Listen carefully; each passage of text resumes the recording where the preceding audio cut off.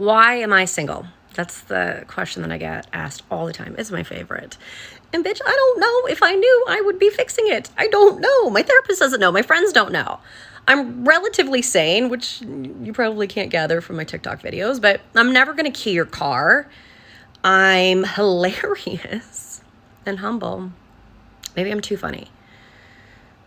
Probably not. I think maybe, here's the theory, I'm a lot of fun, and maybe guys just look at me as fun, and then when we get to date 4 or 5, they go, oh shit, she's got like layers, and ooh, no, none for me, thanks. Ooh, and then they push me away.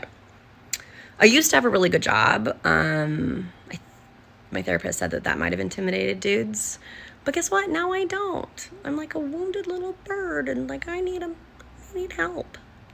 I don't know. I'm ready for the mean and nasty comments that I'm opening myself up.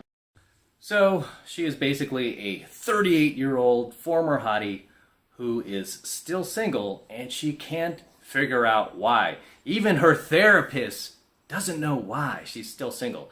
But you know what? I know why she's still single. A professional pickup artist can diagnose why she's still single. The reason why she is still single is the reason why most women are still single well into their middle ages. And that reason is because their standards are way too high, right? They're way too high. I mean, not even mentioning the fact that they did not cash in their chips when they should have, right? If she's still single, well past her 20s, there's only one reason for that. It's because her standards are still way too high. And she's not a bad-looking girl, right? I mean, you would not kick her out of bed. She's not bad-looking. Even in her like late 30s, still pretty good-looking chick, right? Got those nice golden locks, those big blue eyes, or were they green eyes? I can't remember. Still a pretty good-looking chick. Most guys would not kick her out of bed. But she doesn't want most guys. You know what kind of guy she wants, right? She wants a hot Chad. Period, right? She wants a hot Chad with a good job, 6-pack abs, over 6 feet tall, making over 6 figures. That's what she wants. That's what a lot of these women who are still hot, right, beyond their 20s, that's what they want.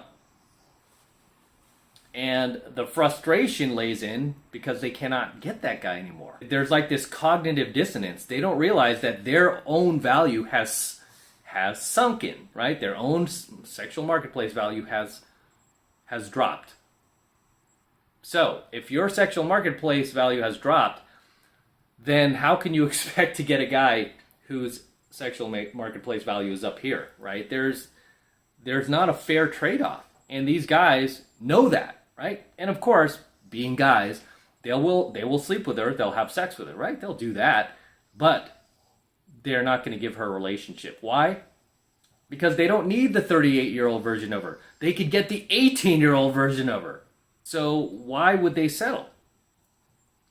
Right? And a lot of these older females just fail to understand the sliding scale, right? The sliding scale that they need to be a little more reasonable with, right? It's like if your sexual marketplace value is dropping, right, you can't get a guy who's up here, right? You have to kind of stay within bounds of where your SMV is. You just have to. If you want to land somebody, right? It doesn't mean you have to settle for a total beta simp, but you're going to have to settle for a guy who does not possess the value of the hot guys that you want, because the time to get those guys was 20 years ago, right? When you were much younger. You know, not now when you're in your middle ages, when you're in your dark middle ages. That's not the time to land that guy, right? That's just being unreasonable. It's being unrealistic, right? It's kind of like somebody wanting to take out $1 million loan from a bank with a 560 credit score. You can't get that loan anymore. Now with a 560 credit score, the time to get that loan was back when you had like an 800 credit score. And you had assets, you had collateral. right? At 560, you don't really have assets and collateral anymore. That's why you're at 560 credit.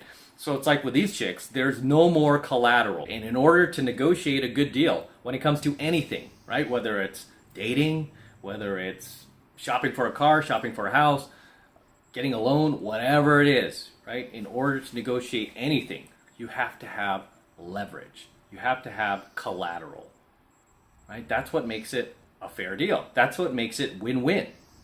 Not win-lose, right? Not win-lose.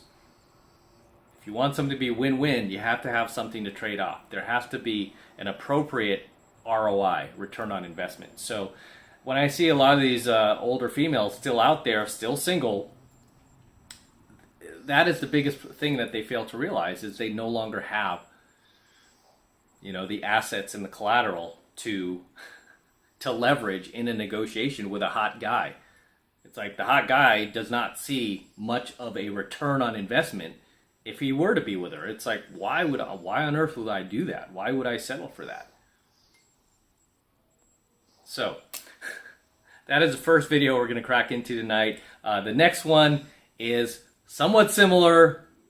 This is of a chick who is also in her 30s and is having the same issue as many single women in their 30s. So let's crack into that one right now. Listen, I'm tired of wasting my time. If you're not going to be obsessed with me, go ahead and give my number to your friend. Go ahead and hand that over. This chick is basically saying that, hey, if you're not going to be obsessed with me, if you're not going to be all over me, then just give my number to your best friend. As if the guy's best friend is going to be some low-value chump, right? Some low-value chump who's going to have lower expectations of a dating partner. If he's hanging out with a high-value guy, he's probably a high-value guy himself. And this is where a lot of females do a lot of self-projecting, because in a female's relationship, a very hot female will not want to befriend other hot females, believe it or not. She'll want to befriend less attractive females, even ugly females, even fat female friends, right? You ever see a hot chick with just some kind of not so good looking friends? That's why, because it makes her feel like a queen. It makes her feel better about herself. She doesn't have to compete with them. Whereas if she were to recruit hot friends into her life and she was just oh, look at me and all my hot friends, that would not be an ideal position for her, because now she would have to compete with those girls. You feel me? So it's always funny when girls self-project like that. Oh, this high-value guy is going to have a guy who's equally as hot, but has lower standards. No, he's going to be a high-value guy with high standards too, if not higher standards than him. That little sleight of hand is not going to work in your favor. But again, you see the commonalities with these chicks who are past their prime, are now the DG, right? That's what we call them on this channel, guys, the DG. They become the DG, and they're the DG for a reason, right? It's because you did not settle when you were younger. So, one more, okay? We're going to crack into one more. I'm trying to give you guys as much value as I can. We're going to crack into one more that's somewhat similar, of another sad tale of a chick trying to date in her 30s. This is just getting really, really ridiculous, isn't it, guys? But I'm trying to tell you guys, this is the reality of females dating in their 30s. This is what you have to look forward to, ladies, if you buy in to all of those blatant lies that you've been told since birth, right? Don't need a man, I can do it all on my own. Oh, I'm going to be making money, and I'll be happy. I'll be just like a man, and that's going to fulfill me as a woman. Just listen to these ladies. Right? Just listen to these ladies. All right. Let's crack into the third one. So it's time for another horror online dating story. So the other night I go out. This guy had been asking to go out for a while, so finally we did. And we get to the bar. I'm on my second glass of wine. I go to the bathroom and then I come out and he was like, I actually got to get out of here. I grabbed the tab and I was like, oh my God, thanks so much. And he was like, oh, no, I didn't grab your tab. I grabbed mine. And I was like, oh, okay, that's fine. Meanwhile, he's leaving and I'm not even finished my wine. And it was an emergency. He just gotta he just had to go hang out with his mom. And like, I don't mind that you didn't pay, but at least let me finish my wine first. Like, maybe I would have paid your bill instead. I don't know. Like what the what?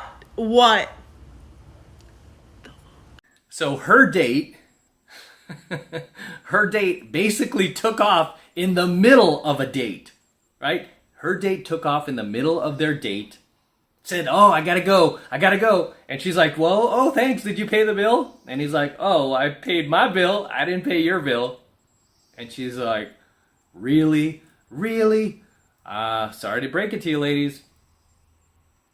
Guys just aren't gonna do that if they don't have to, right? They know they could get away with it.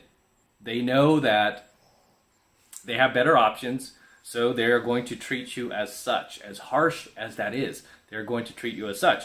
And she said, like, "Oh, you know, he got a call, like he came back from the bathroom or something, got a call from his mom. He had to go run off with his mom." Like, dude, really? Do you believe he's running off to go see his mom in the middle of a date? No. That guy's got a backup date, right? That guy's first option came through. I mean, as a professional pickup artist, I'm telling you exactly what happened. She may not understand it, or maybe she doesn't want to believe it because, you know, it would hurt her ego a little bit. But her date was not running off to see his mom. He was running off to a better option, right? What he probably did, no different than what most women do in their 20s. So she can't hate on him for that because a lot of females, when they're like at their peak of their hotness in their 20s, they do this shit, right? They do this shit to guys. They will make plans with more than one guy, right? 2 to 3 guys, and then choose the best option. And if the better option comes through during the date, she will bounce on that date and go off with another guy, right? I've seen that happen. It's happened to students. It's happened to me, right? Where the girl just bounced and went off with the other guy. Because for her, that was a better option for her. So you can't hate when a guy does it. It's just funny to me because he like told like the most obvious lie ever. Like, "Oh, my mom, I gotta go see my mom," right? Like while they're at dinner having drinks. It's like, dude, no. Some hotter chick, probably some hotter younger chick, while he was in the bathroom, he texted her. He was like, "Hey, did you still want to go out tonight?" And she was probably like, "If you come right now, let's go." And he was like, "I'm coming." And then went back to his date. It was like, "Sorry, I gotta go. She's like, "Oh, did you pay the bill?" He's like, "Oh, I paid my bill. You could take care of yours because I got a date with a hotter, younger girl." And then he ran off with her. But this is what you have to look forward to, ladies, if you continue to remain single after your 20s, right? This is just a common theme that I keep trying to plug into your heads, that this is really the reality, right? And a lot of these girls love to attack me, like, "Oh, you look at that shirt, look at that hair, look at those rings, and blah, blah, blah." It's like, why are you attacking me? I'm showing you exactly what other women are saying. I mean, a lot of times I provide the statistics, the actual statistics that researchers have done about how you're more likely to be killed by a terrorist than find your forever man after the age of like 30. So you know, it's always funny to me how these girls like don't want to accept any accountability at all. And that just tells me they're going to continue to remain single, alone, lonely, and without a dating partner, right? Which is really what they want at the end of the day. As always, guys, drop your comments below. Let me know what you think of tonight's coaching video. Share your comments. Share your experiences as well. Like if you guys have experienced this firsthand, share them below. Would love to hear it. Love to read your comments. They're always funny, always hilarious. So until next time, this is M from the 33 Secrets signing out. Go ahead and smash that like button below. Also, guys, make sure you hit that notification bell right next to it so that you're notified whenever I release a brand new coaching video here on my YouTube channel. More importantly, guys, make sure you subscribe to my channel, okay? Please make sure you subscribe to my channel. It helps me out a ton. It tells YouTube that you are loving my videos, you're digging it. You want me to come out here to Vegas even more and shoot more coaching videos for you that can help you, educate you, and take you to the next level in life. Take you into a whole new dimension that the mainstream parents, teachers, society never, ever taught you about, never even told you about, because they themselves weren't aware of it, right? So please make sure you subscribe to my channel as well. And for you guys who want to support my work and all of this red pill, gold pill, and platinum pill content even further, the best way to do that is by jumping into my monthly online coaching program, 7 Months of Mastery, where I'm teaching guys just like you how to go out there and approach and close the youngest, hottest, and most beautiful looking women on the planet. I'm talking about 8s, 9s, and 10s, the same exact type of women that myself and all of my coaching students are out there cold approaching and closing every single week. I kid you not, every single week, no matter what chaos is going on in the world, no matter what nonsense is going on out there, we are still making things happen. That is the absolute best way to support my work, by jumping into 7 Months of Mastery. And right now, the first month is only $1 for the entire first month of coaching lessons. It's only $1. And all you need to do to get signed up is click that link below in my description box. It will take you over to my website where you can get signed up right now. It just takes 2 seconds. So do that now, and I will see you in my next coaching video.